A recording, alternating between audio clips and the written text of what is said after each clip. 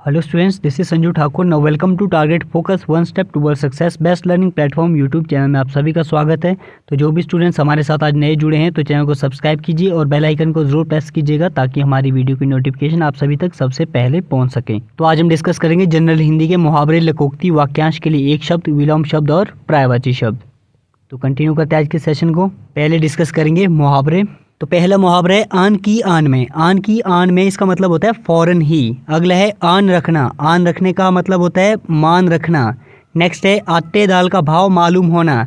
आटे दाल का भाव मालूम होना इसका मतलब होता है संसारिक कठिनाइयों का ज्ञान होना। नेक्स्ट मुहावरा है आटे दाल की फिक्र होना। इसका मतलब होता है जीविका की चिंता। क्या होता है आटे दाल की फिक्र होना? जीविका की चिंता होना। नेक्स्ट है आसमान दिखाना। आसमान दिखाना होता है पराजित करना। अगला है आंख आंख आंसू रोना। आंख आंख आंसू रोना इसका मतलब होता है विलाप करना। अगला है आड़े आना। आड़े आना होता है नुकसानदेह। अगला है आड़े हाथ लेना। आड़े हाथ लेना इसका मतलब होता है झिड़कना या फिर बुरा भला कहना। क्या होता है आड़े हाथ लेना? झिड़कना या फिर बुरा भला कहना। अगला है आस्तीन का सांप। आस्तीन का सांप होता है कपटी मित्र। क्या होता है आस्तीन का सांप? कपटी मित्र। अगला है इधर उधर करना। इधर उधर करना इसका मतलब होता है टाल मटोल करना। अगला मुहावरा है इंद्र का अखाड़ा। इंद्र का अखाड़ा इसका मतलब होता है ऐश मौज की जगह। क्या होता है इंद्र का अखाड़ा? ऐश मौज की जगह। नेक्स्ट है ईंट से ईंट बजाना। ईंट से ईंट बजाने का मतलब होता है ध्वस्त होना, बुरी तरह पराजित होना। नेक्स्ट है ईंट का जवाब पत्थर से देना। ईंट का जवाब पत्थर से देना इसका मतलब होता है दुष्ट के साथ दुष्टता करना। दुष्ट के साथ दुष्टता करना। अगला है ईद का चांद होना। ईद का चांद होना इसका मतलब होता है बहुत दिनों के बाद दिखाई पड़ना। बहुत दिनों के बाद दिखाई पड़ना। अगला है उल्टी खबर। उल्टी खबर का मतलब होता है बेसिर पैर की बात। बेसिर पैर की बात। तो नेक्स्ट डिस्कस करते हैं लकोक्तियाँ एवं कहावतें। तो पहली लकोक्ति है रोग का घर खांसी झगड़े पर हंसी। रोग का घर खांसी और झगड़े पर हंसी इसका मतलब होता है अधिक मजाक बुरा। अधिक मजाक बुरा। अगला है लश्कर में ऊंट बदनाम। Very important. लश्कर में ऊंट बदनाम इसका मतलब होता है दोष किसी का और बदनामी किसी और की। अगला है लूट में चरखा नफ़ा। लूट में चरखा नफ़ा इसका मतलब होता है मुफ्त में जो हाथ लगे वही अच्छा। मुफ्त में जो हाथ लगे वही अच्छा। नेक्स्ट है लेना देना साढ़े बाई। लेना देना साढ़े बाई इसका मतलब होता है सिर्फ मोल तोल करना। सिर्फ मोल तोल करना। नेक्स्ट है सब धान 22 पसेरी। सब धान 22 पसेरी इसका मतलब होता है अच्छे बुरे सबको एक समझना। अच्छे बुरे सबको एक समझना। नेक्स्ट है 70 चूहे खाकर बिल्ली चली हज को। 70 चूहे खाकर बिल्ली चली हज को। Very important. इसका मतलब होता है जन्म भर बुरा करके अंत में धर्मात्मा बनना। जन्म भर बुरा करके अंत में धर्मात्मा बनना।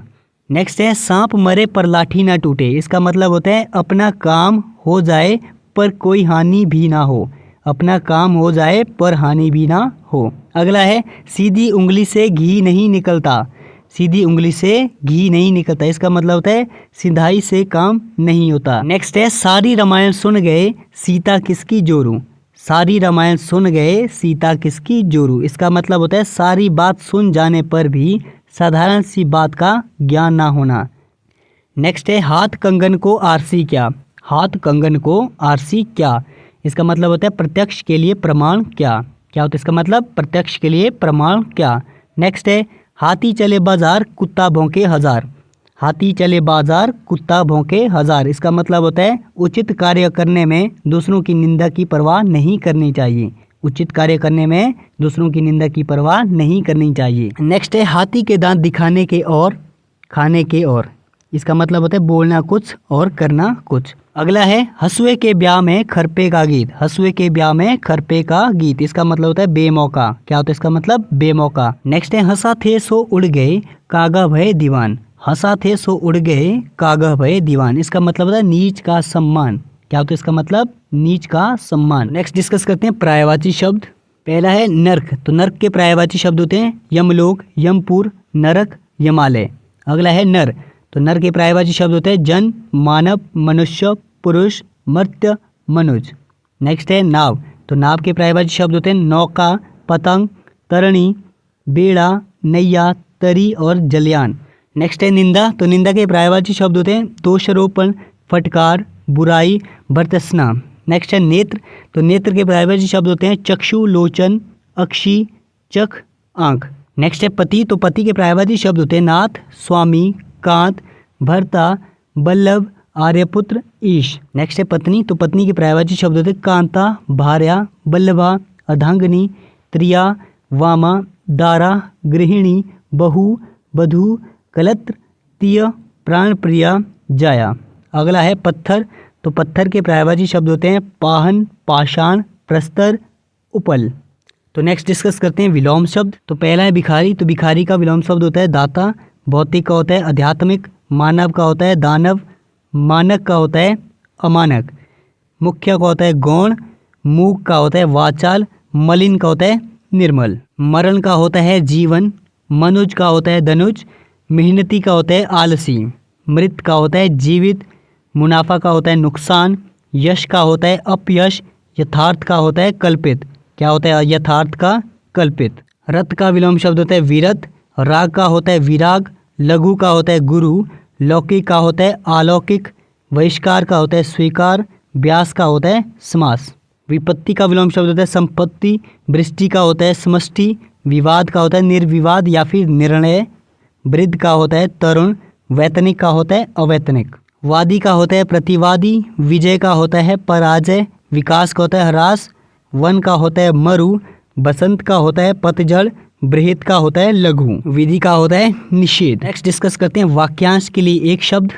तो पहला वाक्य है जिसके लंबे लंबे बिखरे बाल हो। जिसके लंबे लंबे बिखरे बाल हो उसको बोलते हैं झबरा। क्या बोलते हैं उसको? झबरा। अगला है झूठ बोलने वाला। तो झूठ बोलने वाले के लिए क्या बोलते हैं? झूठा। अगला है अपनी जक या फिर धुन में मस्त रहने वाला, उसको बोलते हैं जक्की। अगला है झमेला करने वाला। झमेला करने वाले को क्या बोलते हैं? झमेलिया। नेक्स्ट है कांटेदार झाड़ियों का समूह, उसको क्या बोल देते हैं? झाल झंखाड़। अगला है वह कपड़ा जिससे कोई चीज झाड़ी जाए। वह कपड़ा जिससे कोई चीज झाड़ी जाए उसको बोलते हैं झाड़न।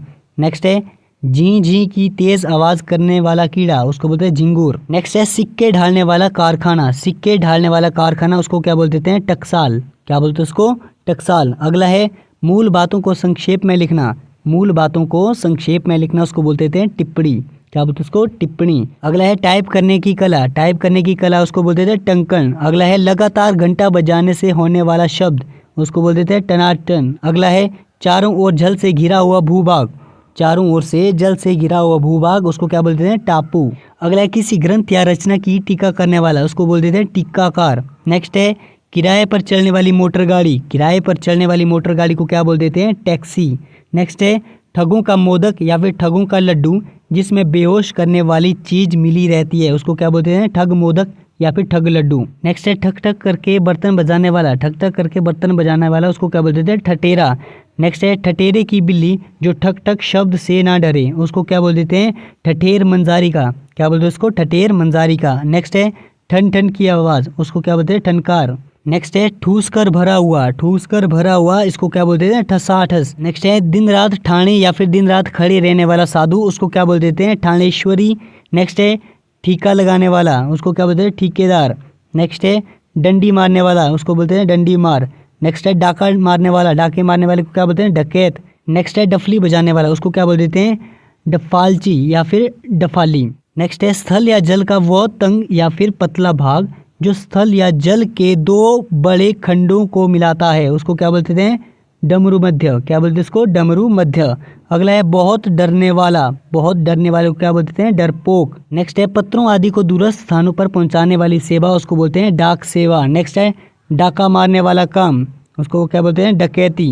नेक्स्ट है ड्योढ़ी पर रहने वाला पहरेदार, उसको क्या बोलते हैं? ड्योढ़ीदार। नेक्स्ट है ढिंडोरा पीटने वाला, उसको क्या बोलते हैं? ढिंडोरिया।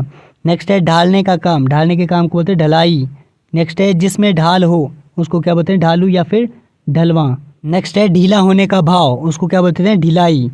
नेक्स्ट है ढोंग रचने वाला, उसको क्या बोलते हैं? ढोंगी।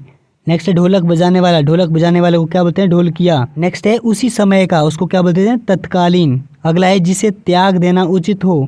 जिसे त्याग देना उचित हो उसको क्या बोलते हैं? त्याज्य। नेक्स्ट है किसी पद अथवा सेवा से मुक्ति का पत्र, उसको बोलते हैं त्याग पत्र।